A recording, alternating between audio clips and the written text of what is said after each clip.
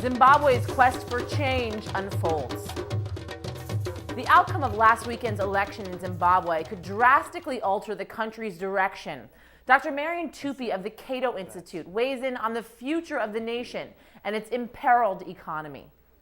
The power of economic growth to uplift all boats and bring about general prosperity is tremendous. And I have no doubt that Zimbabwe, first of all, adopts the correct economic policies and then also tries to get back to the sort of institutions that it had before, independent judiciary, and so on. Zimbabwe can get back on the path to growth. We had this poll out of Gallup as well, where 60% of Zimbabweans think a change in leadership will turn their country's economic situation around. So what do you think is happening? Well, your poll would be perfectly consistent with the claims of the Movement for Democratic Change, which is the main opposition party in Zimbabwe, which claims that Morgan Tsvangirai, its leader, won 60% of the vote, whilst Robert Mugabe won only 30% of the vote. So the MDC claims that they have essentially won the elections. We don't know that because the results of parliamentary results have been very slow in coming, and we have absolutely no idea what the official results of the presidential election are coming.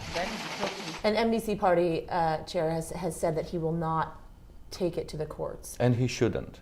The Zimbabwean government, Robert Mugabe, had stolen the last two elections, and at every turn the MDC had turned to the courts, and they got absolutely nothing out of the courts because the courts are in the pocket of Robert Mugabe. If MDC party is not taking it to the courts and there continues to be this indecision over who actually is the clear winner in the election, what should happen? If the official results claim that the governing party had won and Robert Mugabe had won, then I think Zimbabweans will take to the streets. If Zimbabweans were to take to the streets, how would they be able to change things? You could see a kind of Kenya-style protest that turns into violence with military units being involved.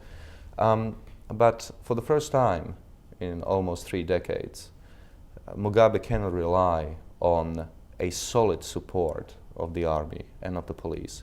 We have heard about policemen being thrown in jail because they have expressed their support for the MDC. We know that within the army there are factions which are fed up with Robert Mugabe and would like to see change. I'm Yasmin Vasugian, and join us again to hear more voices from around the world.